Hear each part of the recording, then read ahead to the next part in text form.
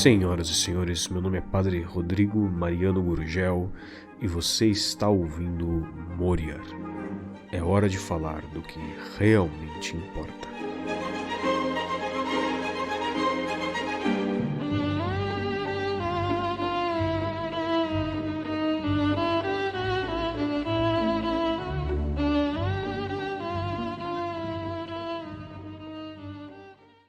Senhoras e senhores, louvado seja nosso Senhor Jesus Cristo. Como estamos? Tudo bem? Por aqui, com a graça de Deus, vamos bem, tudo certo. Mas hoje vamos sem muito blá blá blá, sem muita conversa antes do início do corpo, da carne do áudio. Por quê? Porque como vocês podem ver pela quantidade de anotações que nós temos, a conversa hoje vai ser longa. Não sei nem se não vou precisar dividir o áudio em 2 ou mais episódios. Tá? Mas avisos assim para essa semana. Amanhã, sexta-feira, temos a aula na Escolinha dos Moribundos. Começaremos a tratar do pecado da gula. E também, amanhã, sexta-feira, eu vou fazer o envio das cartas desse mês. Tem interesse nas aulas? Tem interesse em receber as cartas? É só entrar ali no http://apoia.se/Moriar. http://apoia.se/Moriar. Apoiando a partir de R$1 por mês, você tem acesso a todas as aulas que já foram dadas até hoje e as que serão dadas em seguida. E quem apoia a partir de R$50 por mês recebe então todo mês na sua casa uma carta do Codicille Moriendi, as notas sobre morrer, que são reflexões, meditações, geralmente ali em torno de 4, 5 páginas, mas às vezes um pouco mais ou menos, direto na porta da sua casa. É uma carta física, analógica, é um grito de rebeldia e liberdade contra a ditadura da internet e do digital. Tá bom. Vamos lá então. Em nome do Pai, do Filho e do Espírito Santo. Amém. Inspirai, Senhor, as nossas ações e ajudai-nos a realizá-las, para que em vós comece e para vós termine tudo aquilo que fizermos. Por Cristo nosso Senhor. Amém. Santa Maria, esperança nossa, sede da sabedoria, rogai por nós. Em nome do Pai, do Filho e do Espírito Santo. Bom, como nós conversamos no último áudio, que já faz 2 semanas, estamos aí no começo, ainda bem no começo, da quaresma do batismo do Senhor. E parte do espírito dessa quaresma é acompanhar nosso Senhor Jesus Cristo nos seus 40 dias jejuando no deserto para a nossa salvação. E então eu sugeri no último áudio que quem tivesse interesse em meditações sobre essas tentações de Jesus no deserto, escrevesse, que eu gravaria então estes áudios tratando especificamente desse tema, as tentações de Jesus no deserto. E vocês pediram, então aqui estamos nós. As tentações de Nosso Senhor Jesus Cristo no deserto, elas estão presentes nos 3 evangelhos sinóticos. Estão presentes em Mateus, estão presentes em Marcos e em Lucas. Só que das 3, geralmente se toma como a versão principal, por assim dizer, a versão presente em Mateus, porque ela é a mais completa. Tá? Então, nós vamos tomar aqui como base o trecho de Mateus, mas no decorrer do áudio, especialmente dos próximos áudios, nós vamos olhar também as versões dos outros evangelhos. Por quê? Porque, por exemplo, o evangelho de São Lucas traz alguns pontos que não estão no evangelho de Mateus. Então, quando a gente for entrar nas tentações individualmente, essas coisas serão interessantes. No episódio de hoje, que talvez aí leve mais de uma semana, talvez tenha que dividir, nós vamos tratar não das tentações individualmente, mas vamos tratar do contexto geral da coisa. Jesus indo para o deserto, seus motivos para o fazê-lo, o que são as 3 tentações, como elas se relacionam com a nossa vida, o que elas implicam. Vamos pensar um pouco por aí, vamos encarar de forma mais geral, aquilo que os americanos chamam de uma bird's eye view, ou seja, uma vista de cima, pegar tudo, abarcar o contexto geral, e aí, depois então, nos próximos áudios, vamos mergulhar nas tentações individualmente, tá bom? Então, primeira coisa que nós vamos fazer é ler no Evangelho de São Mateus, começa no início do capítulo 4, as tentações de Jesus, Jesus indo para o deserto. É importante destacar que quando Jesus é tentado, quando ele vai para o deserto, imediatamente após seu batismo, tá? Jesus é batizado, então ele imediatamente é impelido pelo Espírito Santo para ir ao deserto, onde ele permanece então por 40 dias. No final desses 40 dias ele tem fome, e quando ele sente fome, vem o demônio e lhe propõe as 3 tentações. Tá? Vamos lá então. Capítulo 4 de São Mateus. Então Jesus foi conduzido pelo Espírito Santo ao deserto para ser tentado pelo demônio. E, tendo jejuado 40 dias e 40 noites, depois teve fome. E aproximando-se dele o tentador, disse-lhe: Se és filho de Deus, dize que estas pedras se convertam em pães. Ele, porém, respondendo-lhe, disse: Está escrito, não só de pão vive o homem, mas de toda palavra que sai da boca de Deus. Então, segunda tentação. Então o demônio transportou-o à cidade santa e pô-lo sob o pináculo do templo e disse-lhe: Se és filho de Deus, lança-te daqui abaixo.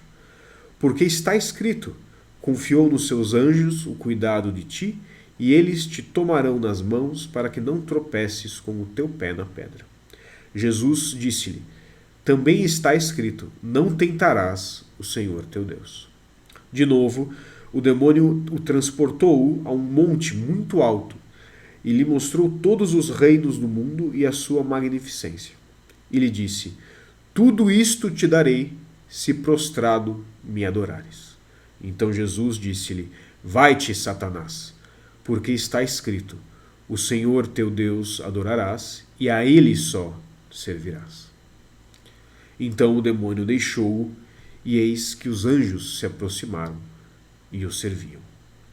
Então, temos aqui o relato de São Mateus, do jejum e das tentações de Nosso Senhor Jesus Cristo no deserto. A narração vai do versículo 1 ao versículo 11, e o texto que nós estamos utilizando é a tradução da Vulgata, tá? Não é a Neo-Vulgata, é a tradução da Vulgata do Padre Mato Soares, nessa aqui, que é a segunda edição da Bíblia Vulgata, produzida pela Obras Católicas. O nome da editora é a editora Realeza. Tá bom? E é isso aí. Então, vamos começar a nossa conversa sobre o assunto. Em primeiro lugar, vamos ver que após o seu batismo, batismo na água, lembrando que Jesus ele é batizado por João Batista, mas o batismo de João Batista não muda nada em Jesus. O batismo de Nosso Senhor Jesus Cristo no Jordão serve para nós, na verdade, não para Jesus. Em primeiro lugar, quando ele é batizado, as águas se santificam. Jesus, ao permitir-se ser envolvido pelas águas, confere às águas o poder de serem utilizadas como a matéria do sacramento do batismo. Tá? Alguns teólogos, inclusive, veem no batismo de Jesus a instituição do sacramento do batismo.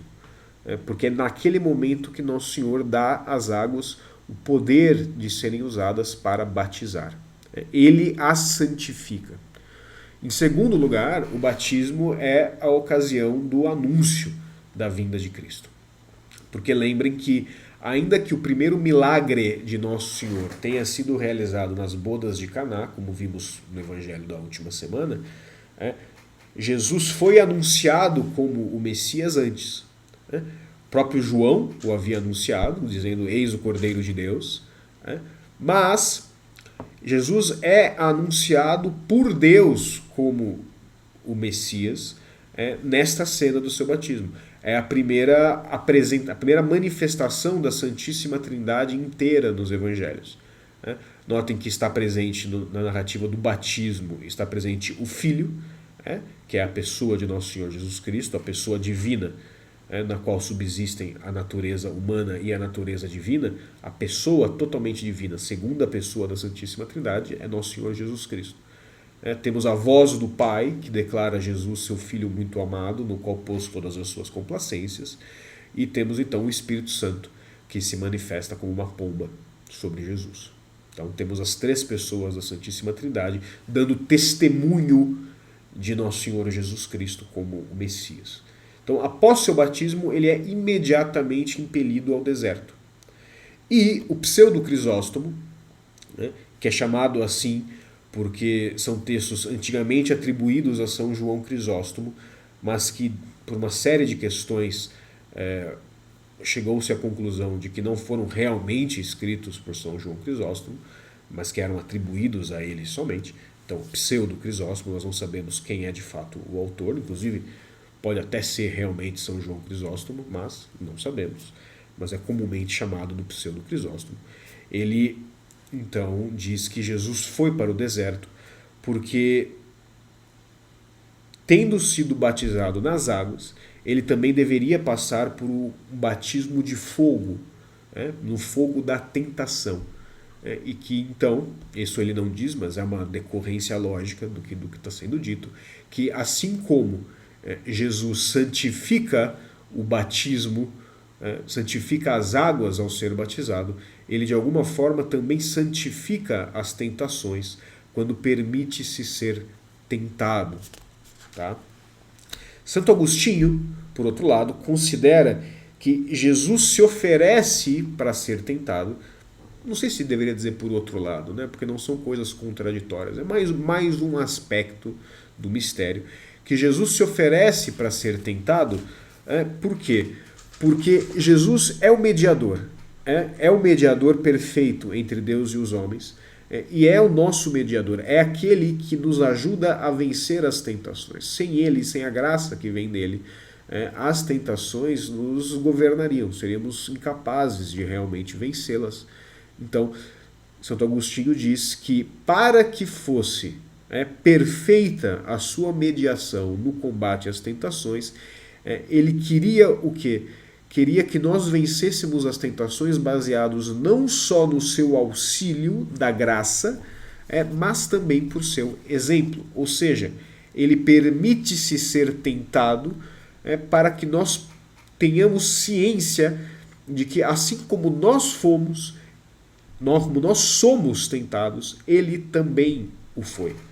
E que assim como ele venceu as tentações, e nós veremos mais detalhes disso nos áudios específicos de cada tentação, nós também podemos vencê-las, nos apoiando nele, pedindo a sua graça, mas também agindo como ele agiu. E ainda tem mais uma coisa, que não tá, Santo Agostinho não cita, mas está implícito no que ele diz, que é o quê? Que é que Cristo também participa mais plenamente da natureza humana ao permitir-se ser tentado. Torna-se como que mais plena, sob certo sentido, porque já era plena a sua encarnação, já estava plenamente unido à natureza humana, mas a sua experiência humana, por assim dizer, torna-se mais plena na medida em que ele permite-se passar por uma tentação, que é algo profundamente é uma parte intrínseca da natureza humana, parte intrínseca da natureza humana decaída, que Cristo não assumiu. A natureza humana em Cristo era perfeitamente ordenada, mas que ele decide experimentar livremente para que pudesse conhecer não apenas pela onisciência divina, mas conhecer de modo empírico o que nós sofremos ao sermos tentados. Tá bom? E São João Crisóstomo, agora não o pseudo, agora o verdadeiro, ele nos lembra que Cristo, tudo o que ele fazia e suportava por nós.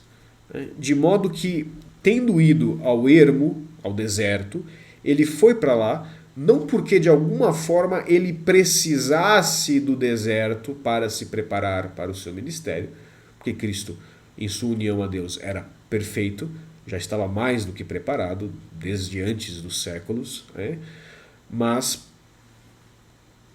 quis suportar estas tentações com paciência por nós.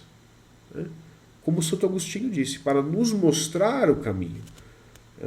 Para nos mostrar o caminho e para que a natureza humana pudesse vencer ao demônio nele.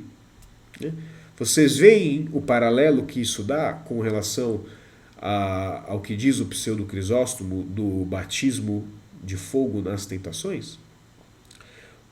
A natureza humana vence as tentações na pessoa de Cristo sendo tentado no deserto.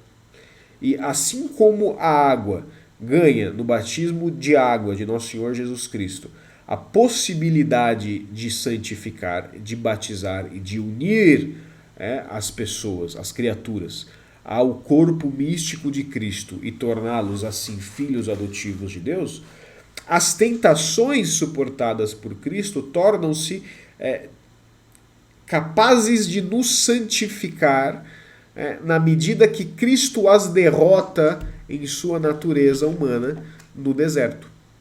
Tá?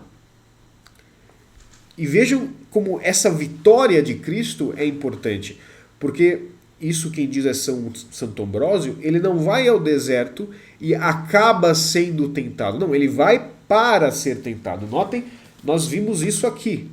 É claro que eu desmarquei a página, mas nós estávamos em Mateus. Nós estávamos aqui no início do capítulo 4 de Mateus. Veja o que diz.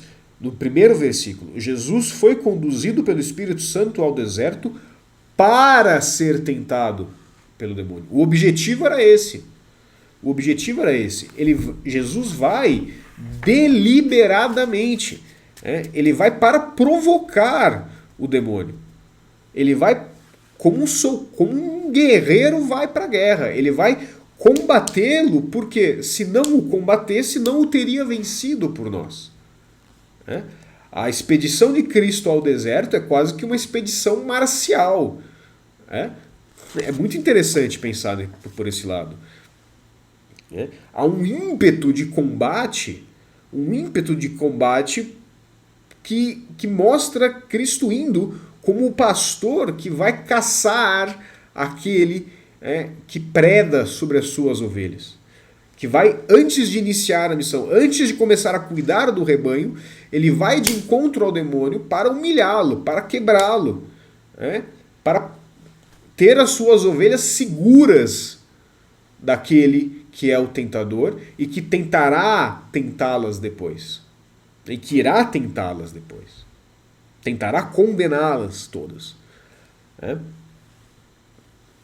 O pseudo Crisóstomo ali, ele acrescenta dizendo que como o demônio não podia ir contra Cristo, Cristo vai contra ele. É muito legal. É muito interessante.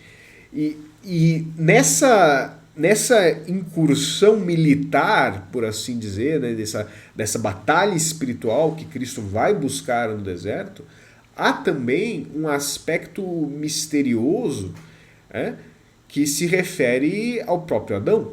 Porque lembrem que nosso primeiro pai, agora Santo Adão, quando ele e Eva são expulsos do paraíso, são expulsos do jardim do Éden pelo pecado original, eles são expulsos para onde?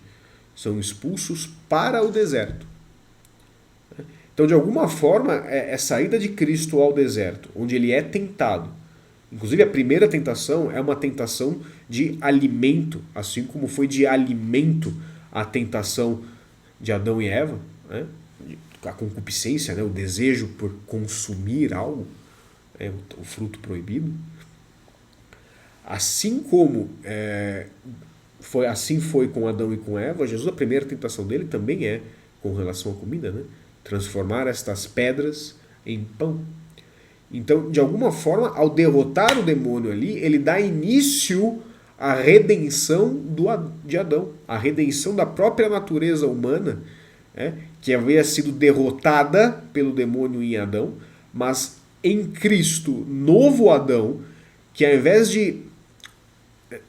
Vejam, né? No Éden, o demônio vem a Adão para tentá-lo.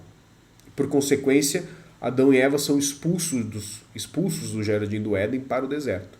Aqui, nós vemos que o demônio não pode ir contra Cristo. Então, Cristo vai ao deserto.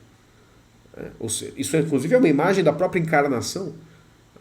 Cristo vai ao deserto, onde ele não precisaria ir. Ele vai por nós, e lá ele busca o combate com o demônio, que ao avançar contra Cristo é derrotado. É uma imagem da redenção. É uma imagem do que vai acontecer durante toda a vida pública de Cristo. E é uma imagem desta vitória da natureza humana sobre a tentação diabólica que no Éden a venceu. Interessante, né? E perceba então que nessas tentações de Nosso Senhor Jesus Cristo no deserto, de alguma forma estão presentes todas as tentações. Tá? Santo Ambrósio aponta que as principais armas do demônio são três: a gula, a jactância e a ambição. Gula é o desejo pela comida, que de alguma forma contém em si o desejo por toda a concupiscência carnal. A jactância é algo como a vaidade, ou seja, esta preocupação pelos bens do mundo, e de ser percebido bom, e de ser aclamado pelo povo. E por fim, a ambição, o desejo de ter mais, de ser mais. Notem de novo, primeira tentação: pães em pedra, alimentar o corpo, alimentar os sentidos. Segunda tentação: lançar-se do pináculo do templo na cidade santa, e aterrissar inteiro, abusando da graça de Deus, mas também, um lugar cheio de gente, alcançar assim a aclamação pública, a veneração dos outros. E por fim, a última tentação: conquistar os reinos do mundo, conquistar o poder mundano, a ambição. Tá? E isso se manifesta não só dessa forma que Santo Ambrósio nos diz, mas essas três tentações refletem também os três inimigos do homem. Nós sabemos, nos ensina a tradição da igreja, o catecismo, etc., quais são os três inimigos do homem? A carne, o mundo e o demônio. Novamente, quais são as três tentações? Saciar a fome, a carne, ou seja, saciar a concupiscência da carne, saciar os sentidos. Segundo inimigo do homem, o mundo. Qual foi a segunda tentação? Vaidade. Ganhar o povo, não pelo caminho da cruz, mas pela exibição pública de seus poderes, por assim dizer. Adequar-se à lógica do mundo. Satisfazer o mundo no que ele quer ser satisfeito. Dar às pessoas o que elas acham que querem, o espetáculo, e não aquilo que Deus sabe, e Cristo sabia, porque é Deus, que eles realmente precisam, que é o caminho da cruz.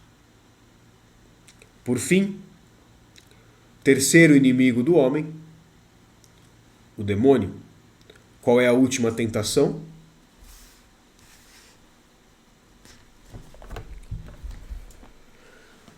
De novo, o demônio o transportou a um monte muito alto e lhe mostrou todos os reinos do mundo e a sua magnificência. E lhe disse: tudo isto te darei, se prostrado me adorares. Ou seja, na última tentação, o inimigo do terceiro inimigo do homem, que é o demônio, se manifesta totalmente, mais claramente. E ele diz: não, me adore. Não adore a Deus, teu Pai. Me adore. E eu te darei tudo isso, porque tudo isto que há aqui é meu. A carne, o mundo e o demônio. E também vemos, nessas três tentações, de modo geral, vemos um reflexo daquilo que São João, na primeira carta dele, nos diz. Percebam então que no deserto, nosso Senhor Jesus Cristo experimenta todas as tentações humanas. Tudo aquilo que pode nos tentar, ele o provou na raiz, quando foi tentado pelo demônio no deserto. O demônio tentou atacar Cristo por todos os ângulos que se ataca a natureza humana, mudando apenas aspectos acidentais. Em todas as feridas humanas, ele entrou. E tudo aquilo que há no mundo que tenta nos separar de Deus, foi usado contra Cristo naquelas tentações. Na narrativa bíblica, a gente lê, são 2 parágrafos, parece que foi uma coisinha irrelevante, mas imaginem quanto tempo durou essas tentações. Nós não sabemos. Sem dúvida, o demônio não foi para Nosso Senhor e disse uma frase. Não. Sem dúvida, foi algo muito mais intenso, muito mais longo.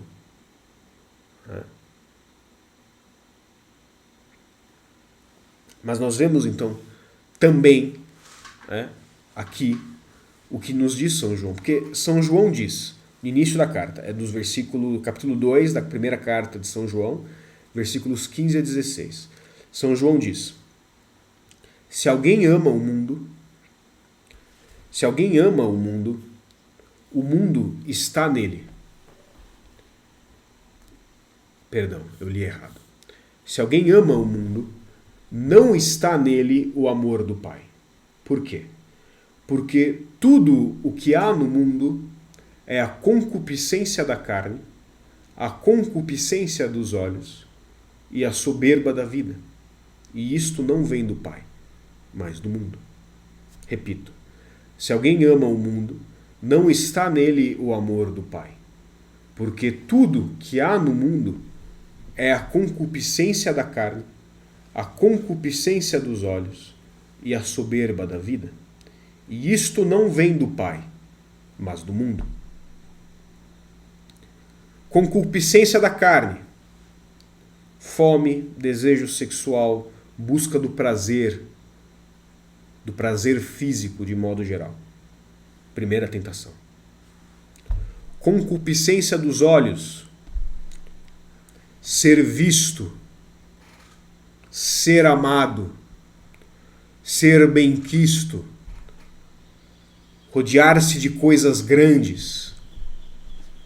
Segunda tentação. Soberba da vida: ser seu próprio Deus, dominar, conquistar, crescer.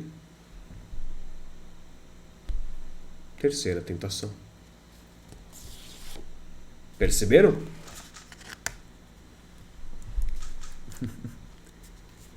Perceberam como o negócio é profundo? A gente vai entrar em mais detalhes com relação a essas coisas na medida em que entrarmos em cada uma das tentações pontualmente. Mas vocês percebam que tem tem quase que uma antropologia da fraqueza humana que está embutida nessa experiência de Nosso Senhor Jesus Cristo. Ele decide experimentar a fraqueza humana. E ele faz por toda a sua vida, né? Desde o momento da encarnação. Ele não tinha nenhuma necessidade de fazer aquilo, mas ele quis. E quis fazê-lo por quê? Por nós. Porque tudo que Cristo faz, ele fez por nós. Por amor a nós. São João Crisóstomo, por exemplo, ele vai apontar o quê? Que Jesus jejua após o seu batismo, não porque ele necessitava de jejum, como nós necessitamos, mas para nos ensinar. Para nos ensinar que, como filhos de Deus, convém jejuar e não dirigir-se à intemperança. Jesus jejua 40 dias antes de ser tentado, de alguma forma para nos mostrar que o jejum serve como um escudo e como uma arma contra o diabo e as suas tentações. E é verdade. E é verdade. Lembre-se do que diz Nosso Senhor numa outra passagem, acredito que seja o Evangelho de São Marcos, que os apóstolos chegam até ele e não conseguem tirar um demônio de uma pessoa. E Jesus primeiro xinga eles. Não xinga de palavrão, xinga no sentido gaúcho da palavra, dá uma bronca. Falando, ô geração sem fé, né? Incrédulos, até quando terei que suportar-vos? Aí ele vai lá, tira o demônio, depois os discípulos vão até ele e perguntam, tá, mas assim, por que a gente não conseguiu tirar? E Jesus vira para eles e fala, não, porque certos demônios só saem com jejum e oração. O jejum é uma arma. O jejum é um ato de liberdade humana por excelência. Jejum é uma... Eu ia dizer que é um grito de liberdade, não sei se é demais, mas é também, realmente é.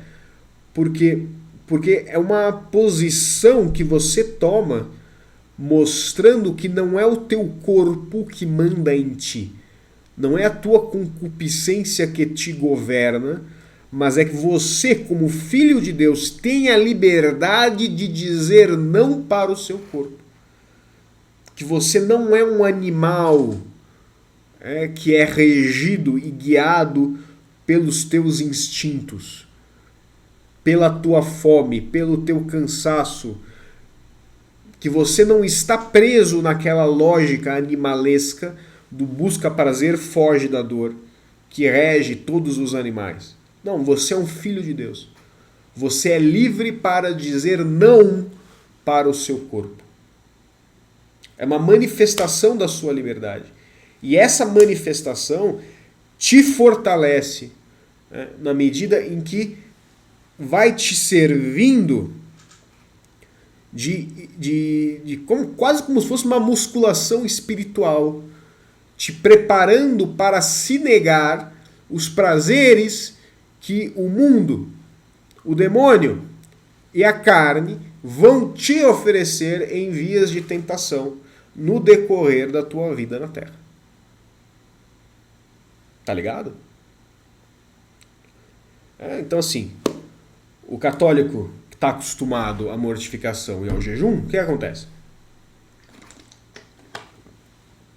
Pensa um São Francisco de Assis, né? Que esse era mortificado de verdade. Pensa no São Francisco de Assis. O demônio ia tentar São Francisco de Assis.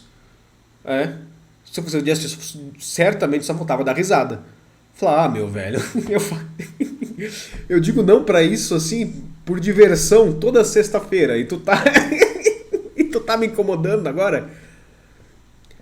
Ou seja, a prática do jejum é algo que vai te fortalecendo e vai te libertando das amarras da carne. Vai te separando da lógica mundana. Realmente vai te libertando daquelas coisas que o demônio poderia usar contra ti. Eu lembro que quando eu... O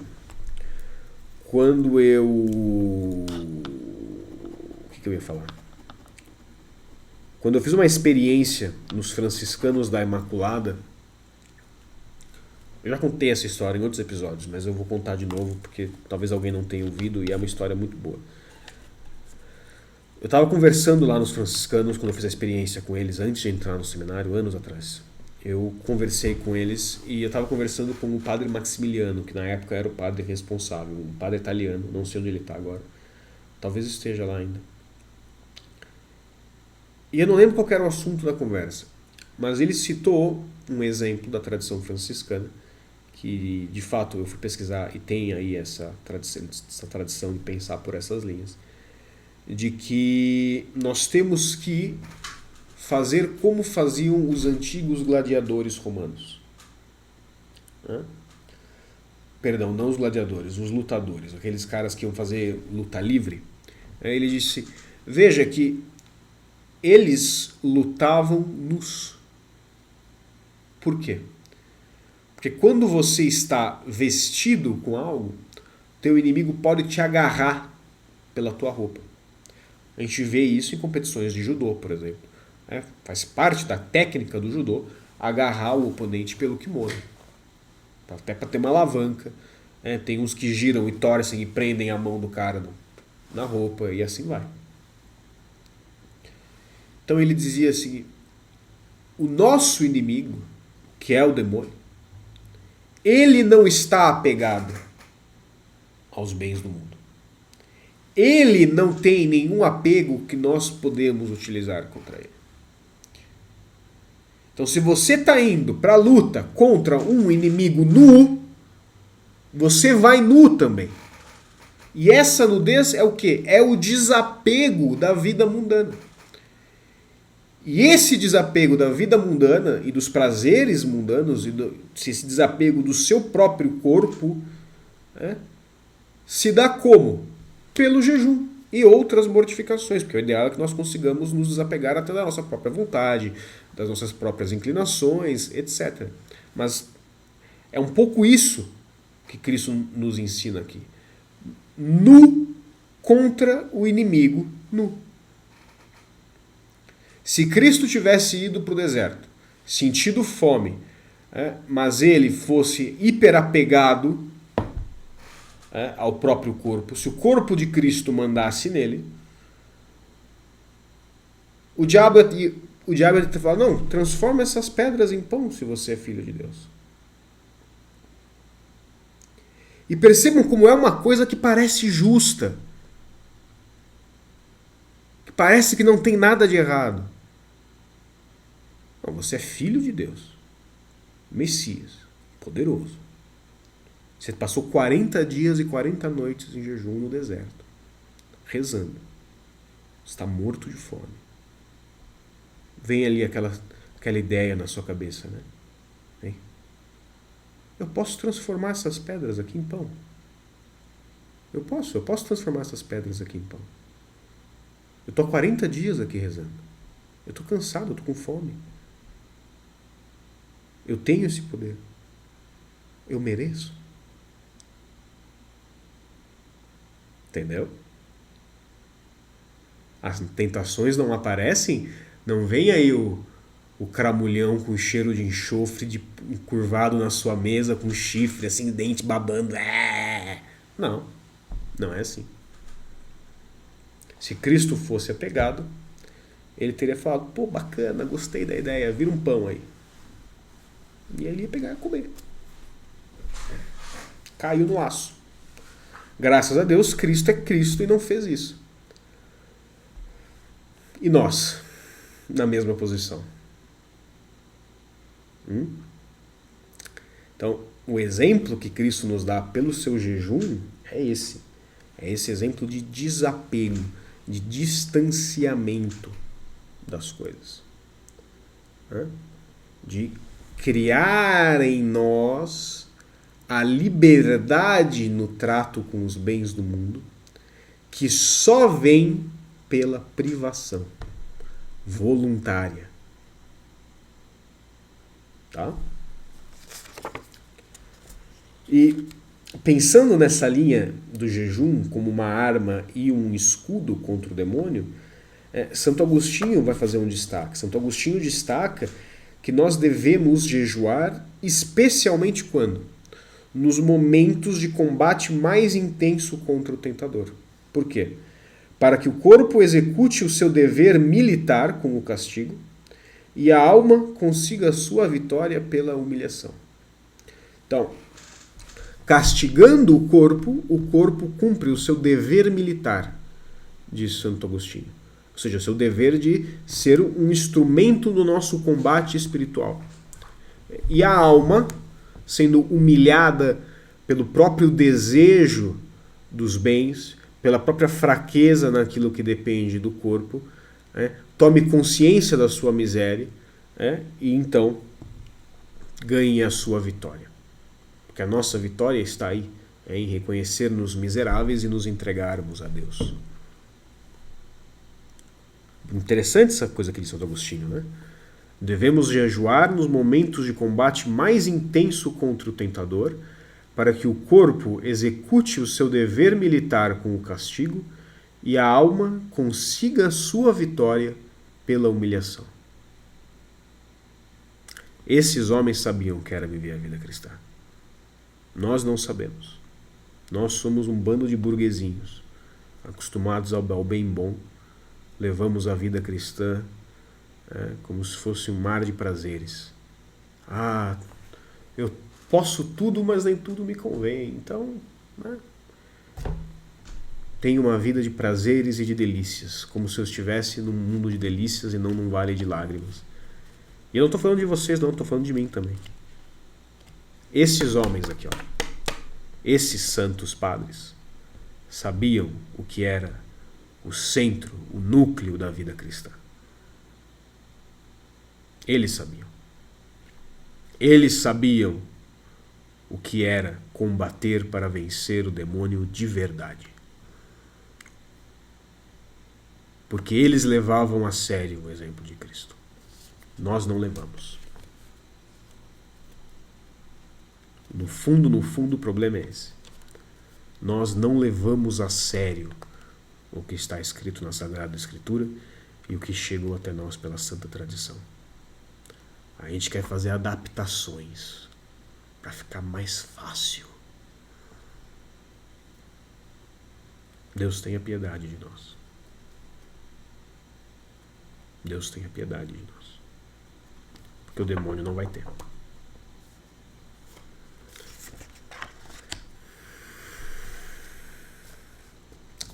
E voltando um pouco então àquela questão de que Cristo no deserto combateu o demônio de modo que a natureza humana o vencesse, Santo Hilário de Poitiers, ele destaca justamente isso. Ele destaca que a fome que Jesus experimentou no deserto após os 40 dias, que notem, né? Ele jejua 40 dias e 40 noites, mas ele só vai ter fome depois.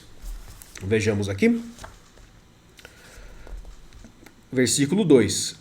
Tendo jejuado 40 dias e 40 noites, depois teve fome. Santo Hilário destaca que essa fome que Jesus tem é porque justamente porque o diabo deveria ser vencido não pela natureza divina, mas pela natureza humana. Ele não deveria ser vencido por Deus, mas pela carne. Por quê? Por nós.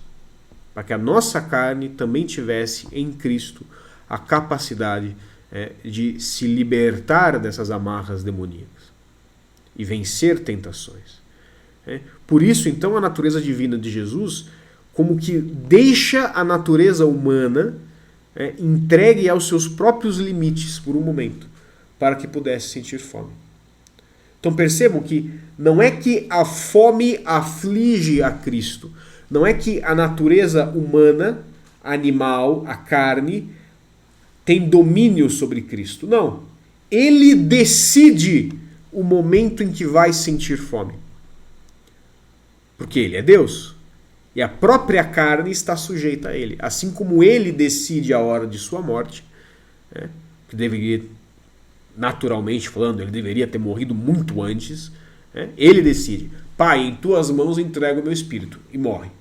Mas a gente está falando de um homem que estava caminhando há horas carregando uma cruz com vários ossos quebrados, não, porque não quebrou osso nenhum, perdão, com ossos expostos, né? A costela exposta, todo destruído, tão deformado que nem parecia humano. Deveria ter morrido muito antes. Mas não morreu. Por quê? Porque, como ele diz, a minha vida eu tenho autoridade para entregá-la quando eu quiser. Não é vocês que tiram a minha vida, eu a entrego. Da mesma forma, não é a natureza humana que determina quando Cristo vai sentir fome, mas Cristo convida a fome para Deus, ele autoriza que a natureza humana, por um momento, domine a situação e ele sinta a fome que ele não precisaria sentir. Temos aí mais uma imagem da paixão, mais uma imagem de toda a obra da redenção, na qual Cristo se submete aos ditames da sua natureza humana, sem precisar submeter-se, para o nosso bem, para a nossa salvação. São Basílio acrescenta, ele diz, isso abre aspas, é uma citação direta, ele diz, como não ter fome está acima da natureza humana, o Senhor assume, ou seja, ele pega voluntariamente, o Senhor assumiu a paixão da fome e concedeu à natureza humana, né, o direito de fazer e sofrer as coisas que lhes são próprias, mas que não precisaria ter feito e sofrido devido à união hipostática à pessoa de Deus. Então, concedeu à natureza humana fazer e sofrer as coisas que lhes são próprias, não compelido pela necessidade que sente a natureza, mas como que provocando o diabo a um duelo. Eu vou ler de novo, ler inteiro agora. Como não ter fome está acima da natureza humana, o Senhor assumiu a paixão da fome e concedeu à natureza humana fazer e sofrer as coisas que lhes são próprias, não compelido pela necessidade que sente a natureza, mas como que provocando o diabo a um duelo. Essa citação aqui eu cortei ela na anotação, mas tem um outro trecho que está aqui. Só um instante, espera aí.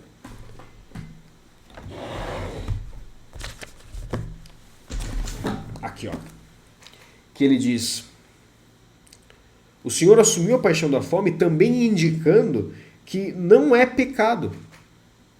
Isso é interessante. Por quê? Porque ele mostra o quê? Ele mostra que a fraqueza da natureza, sentir a fome, não é em si pecaminoso. O pecado está em entregar-se à sua natureza, quando esta natureza vai te afastar de Deus. Mas você está fazendo jejum, você sente fome, sentir fome, ficar salivando, morrendo de vontade de comer, não é pecado. É aí justamente que mora o mérito da mortificação. Se você não fosse uma pessoa que está fazendo mortificação, se aquilo não incomodasse, não seria mortificação. Da mesma forma, um jejum em que a pessoa não sente fome, bem, dificilmente será jejum.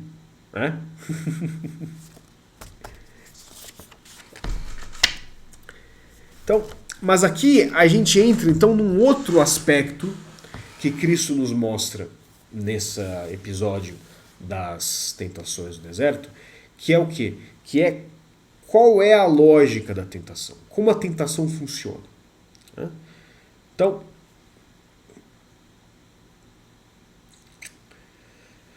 em primeiro lugar, as tentações são o quê? São um movimento provocado por algo externo a nós,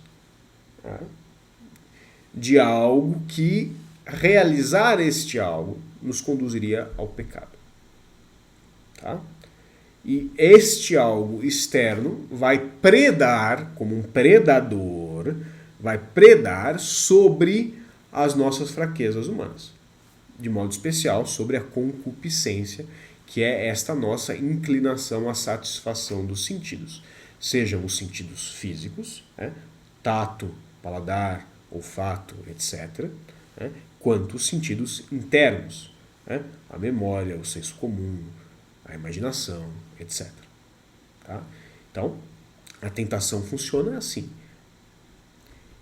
Mas por quê? Por que Deus nos permite sermos tentados? Por que o demônio nos tenta?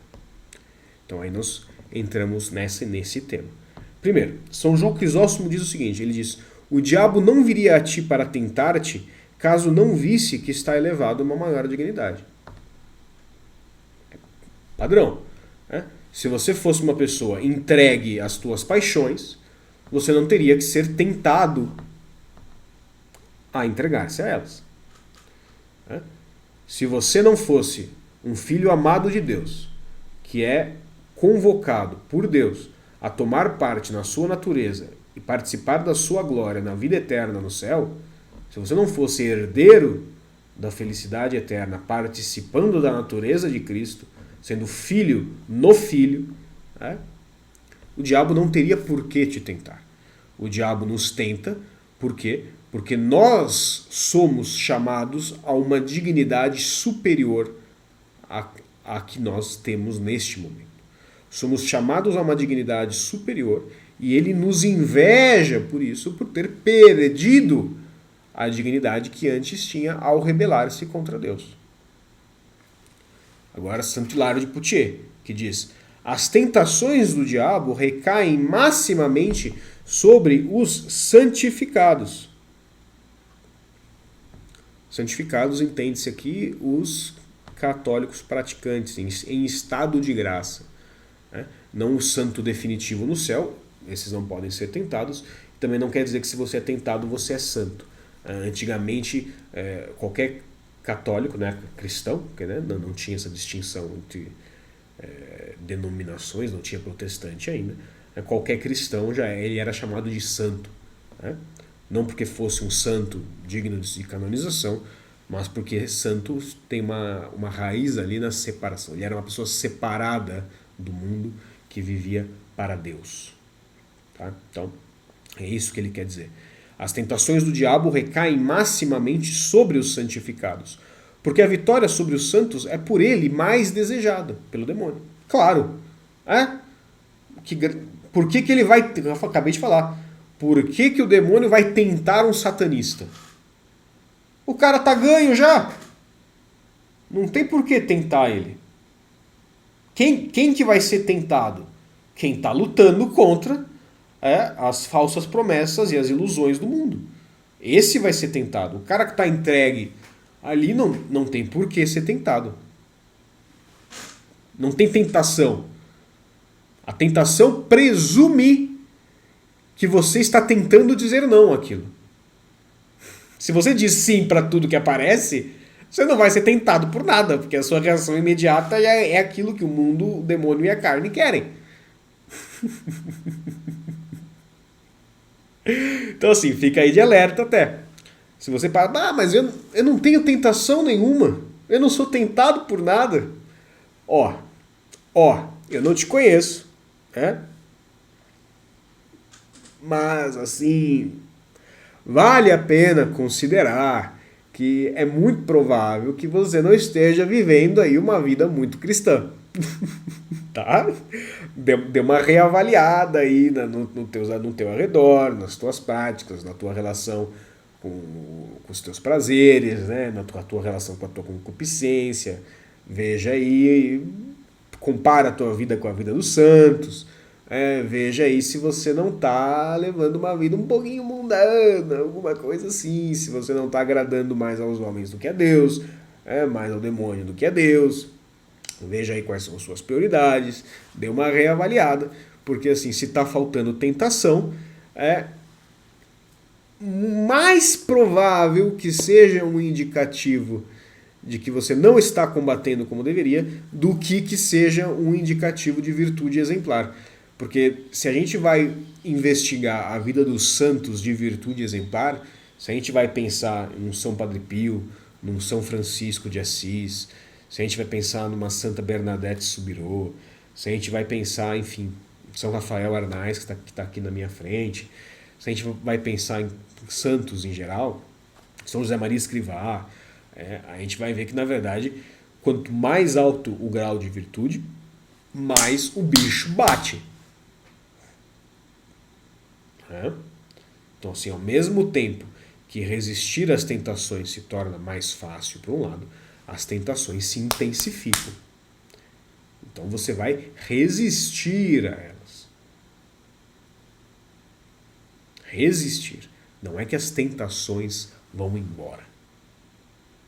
Se não tem tentação, tem alguma coisa muito errada. Preste atenção.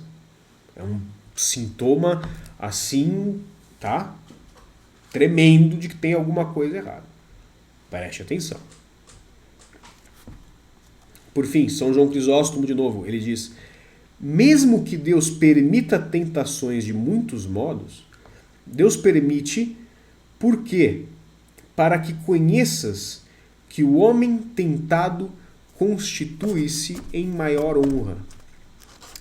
Que é uma das grandes tragédias do demônio. Claro, nem toda tentação é demoníaca, mas vamos estar falando de Jesus tentado diretamente pelo demônio, então vamos tratar disso. É uma das grandes tragédias na vida dos demônios, é essa. Tudo o que eles fazem, Deus organiza de tal forma que possa ser aproveitado para a nossa maior honra e glória no céu, para a nossa maior salvação. Para a nossa maior santificação. Então, você é tentado, na medida que você, com o auxílio de Deus, vence essa tentação, aquilo que era uma ocasião de queda para ti, se transforma numa ocasião de elevação. Porque você alcançou maior mérito diante de Deus. Porque você teve o mérito de pedir a graça, de tentar dizer não e de, com o auxílio de Deus, conseguir dizer não para qualquer que fosse aquela tentação. Então Deus permite as tentações para que você lute e para que, lutando, você cresça na fé, cresça no amor, cresça na esperança, cresça nas virtudes, para que, sendo tentado, você perceba a tua miséria e recorra a Ele, que é a nossa única esperança. Entendeu? O esquema é esse, cara. Mas, por seu exemplo nas tentações no deserto, Jesus nos mostra que o diabo nos inveja quando buscamos as coisas melhores. E então é que se deve vigiar mais para que a fraqueza da alma não leve à perda da graça do mistério. Isso quem diz é Santo Ambrósio.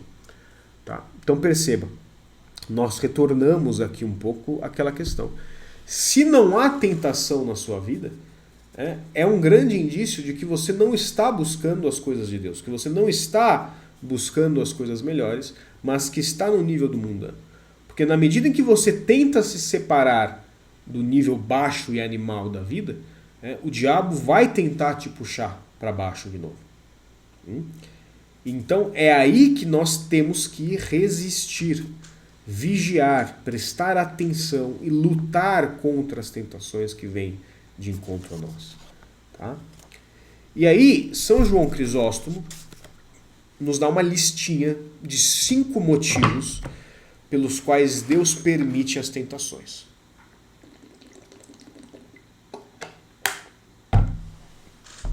Primeiro,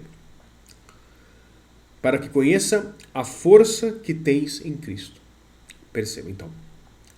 Para que, diante de uma tentação forte, que você percebe-se incapaz de vencer, você se apoie em nosso Senhor Jesus Cristo e, tendo se apoiado nele, e vencendo, perceba então como em Cristo podes vencer todas as coisas.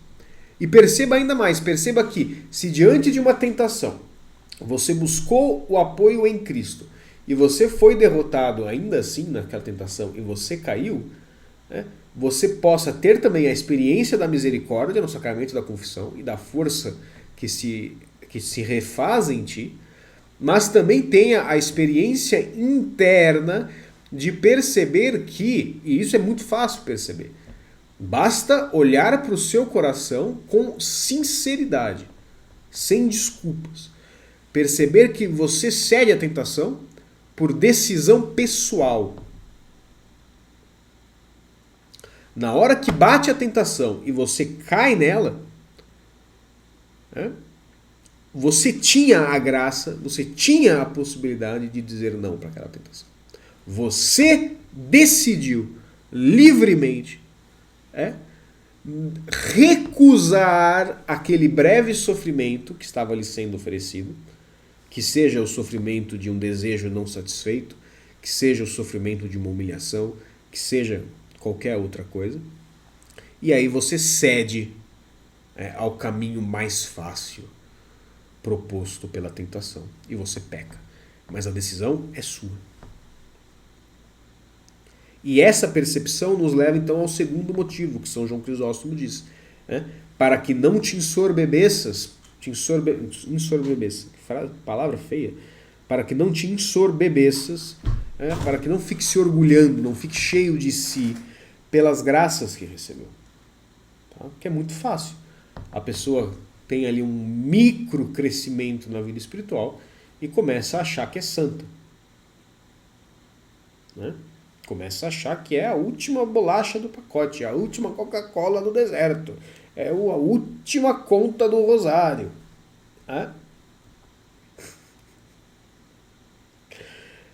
Só que não. Então as tentações fazem com que nós tenhamos essa experiência da nossa miséria e essa lembrança contínua de que todas as coisas que existem de boas, todas as coisas boas que existem em nós, que nós somos capazes de realizar, são, na verdade, fruto da graça de Deus. Mas que a nossa natureza está perpetuamente inclinada ao mal. E por isso nós somos tentados pelas coisas mais banais e corriqueiras que existem.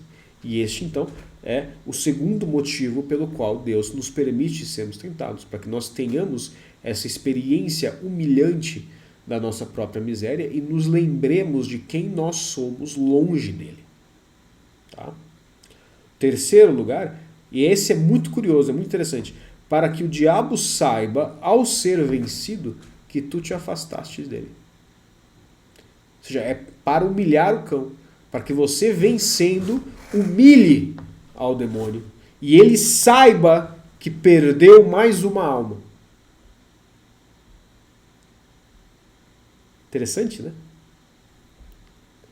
Quarto, para que te fortaleças, como eu disse. Quinto, para que ao vencer aquela tentação, ao receber a graça e ao se manter fiel e ao vencê-la, e ao se perceber crescendo e vencendo tentações que antes você achou que não poderia vencer jamais,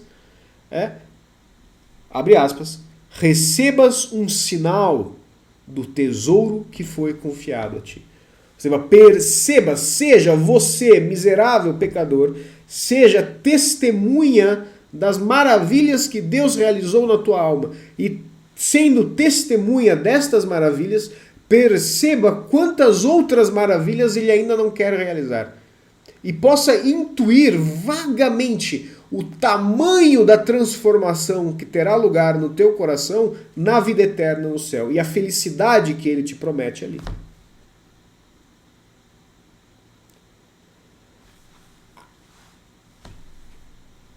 Olha esses motivos. Isso aqui é um tratado de teologia. Isso aqui é maravilhoso.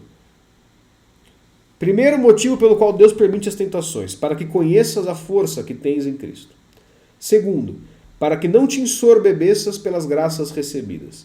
Terceiro, para que o diabo saiba, ao ser vencido, que te afastaste dele.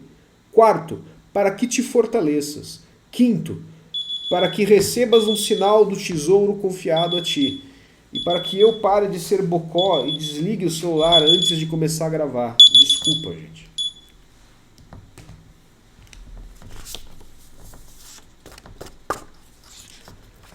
Mas, vamos fazer um destaque, uma coisa importante. Tá? está escrito, versículo 1, Jesus foi conduzido pelo Espírito Santo ao deserto. Destaca-se que está escrito que ele foi conduzido ao deserto, que ele foi impelido para o deserto, para que fique claro que o que aconteceu, este embate de Cristo com o demônio, aconteceu de acordo com a disposição divina, não de acordo com a disposição humana. E que nós, homens, não devemos buscar as tentações. Lembrem-se, se colocar em ocasião de pecado, já é pecado.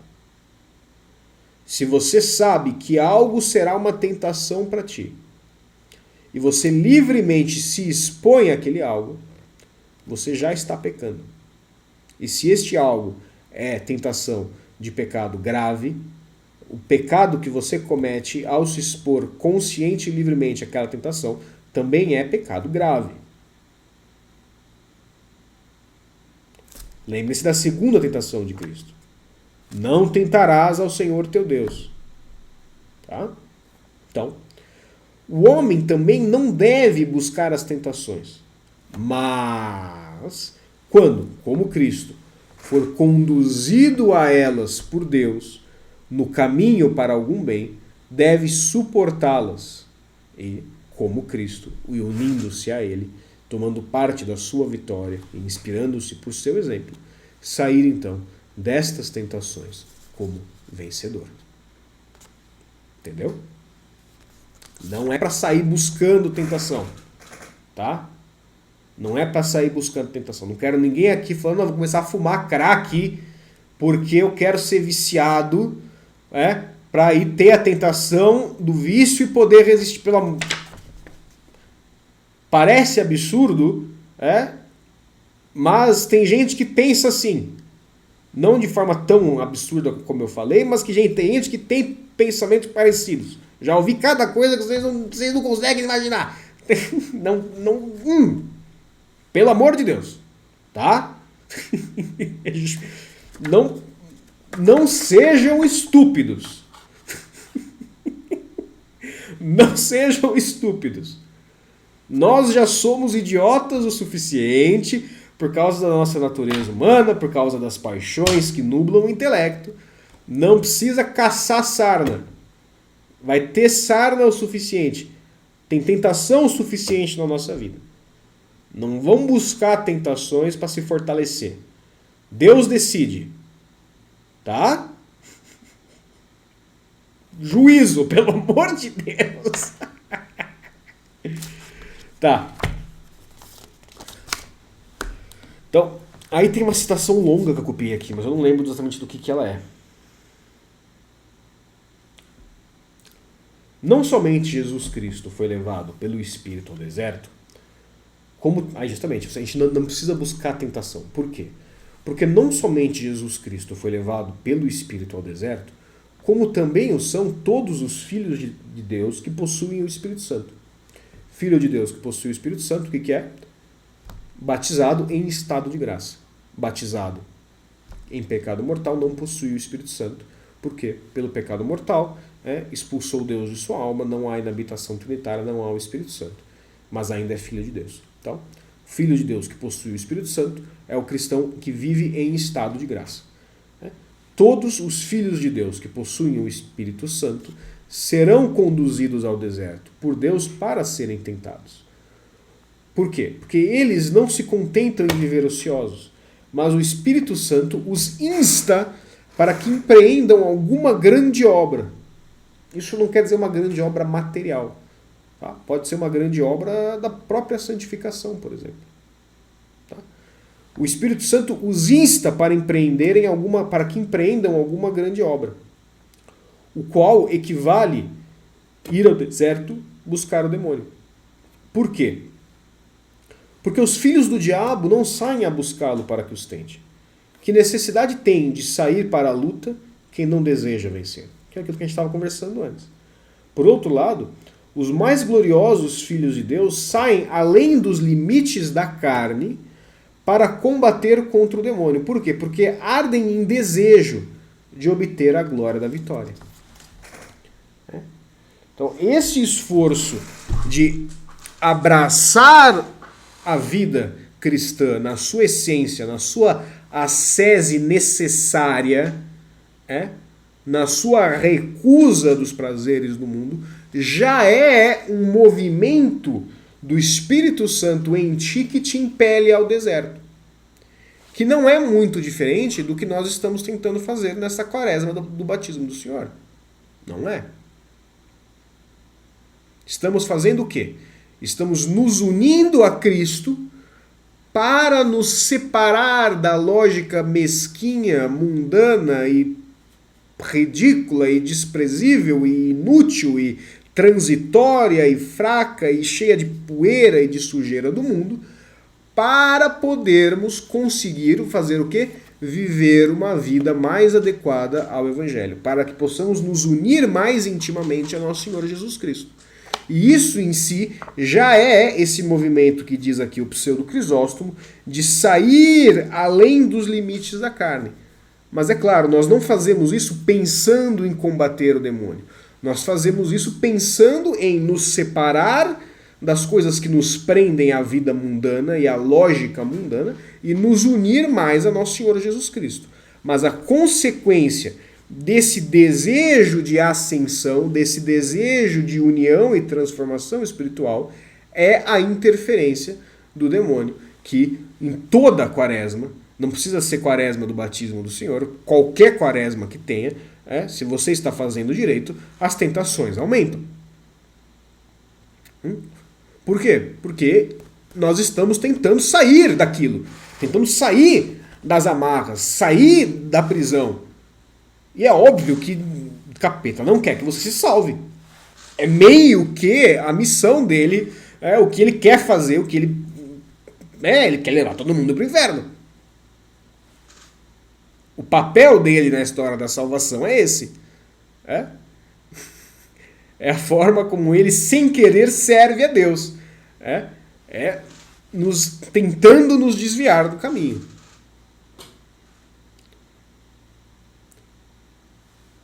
É isso. Tá. Por fim, há três coisas, agora terminando com Santo Ambrósio. Por fim, há três coisas que são úteis à salvação do homem. O sacramento, todos eles. O deserto, ou seja, essa experiência de desligar-se das coisas do mundo em busca das coisas de Deus. E o jejum, por todos os motivos que eu já falei. Eu fiz aqui um breve tratado da importância do jejum. Não sei se temos 1h12 de áudio. Eu acho que eu vou postar tudo hoje mesmo. Então, nesse áudio ainda. Então, eu fiz aí um mini tratado da importância do jejum. Então, os sacramentos, o deserto e o jejum. Ninguém que combater sem legitimidade será coroado. Ora, ninguém é admitido no combate da virtude se não for antes purificado das manchas dos pecados e consagrado com o dom da graça celeste. É aquilo que diz Nosso Senhor, que diz São Paulo, na carta aos Hebreus. Eu acho que eu não lembro de cabeça qual é o capítulo que ele fala que é necessário ter fé para que se possa agradar a Deus. É necessário que se combata legitimamente para que possa ser coroado. E o que é combater legitimamente? Combater por amor de Deus. Não adianta fazer jejum como dieta. Não adianta ter uma vida ascética porque você quer ser forte. Não adianta. Não adianta. Essa lógica de eu quero ser forte, então eu me privo das coisas, essa lógica do ser forte e não encher o saco, é uma lógica pagã. Nada disso tem valor. São obras humanas e, como tudo aquilo que é humano, A traça corrói e o verme come. Você morre, vira cinza e apodrece. E o tempo leva. O combate legítimo que conduz à coroação no céu é o combate que é travado por amor a Deus. O combate tratado no espírito da fé, pelo desejo ardente de unir-se a Cristo, de configurar-se a Ele e de permitir que Ele realize plenamente em ti a vontade dEle. Este é o combate legítimo. Este é o combate legítimo. Você pode passar sua vida inteira numa ascese tremenda, se tornar o campeão do autocontrole, o mestre da disciplina, morrer e ir para o inferno porque você não fez nada daquilo por amor a Deus. Tá? Não tem valor nenhum sobrenatural, nenhum. Muito bom, você conseguiu aí controlar os teus prazeres, conseguiu, muito bom, maravilha. Mas você não fez por amor a Deus. Tem mérito no teu esforço humano, tem mérito porque você se venceu, mas não tem mérito e nem fruto sobrenatural. Não há coroa. Eu vou reler a frase de Santo Ambrósio e aí nós encerramos. Tá? Há 3 coisas que são úteis à salvação do homem: o sacramento, o deserto e o jejum. Ninguém que combater sem legitimidade será coroado. Ora, ninguém é admitido no combate da virtude se não for antes purificado das manchas dos pecados e consagrado com o dom da graça celeste. Agora, eu lhes dou a bênção e eu vou rezar a missa. Estarão todos vocês nas intenções da missa, tá? O Senhor esteja convosco. Ele está no meio de nós. Por intercessão da bem-aventurada sempre Virgem Maria, de São João Crisóstomo, Santo Ambrósio e Santo Hilário de Poitiers, de São Francisco, Santo Agostinho e São Miguel Arcanjo, abençoe-vos o Deus Todo-Poderoso, Pai, Filho e Espírito Santo. Amém. Uma santa semana para vocês. Rezem por mim. Deus os abençoe. E não se esqueçam. Juízo.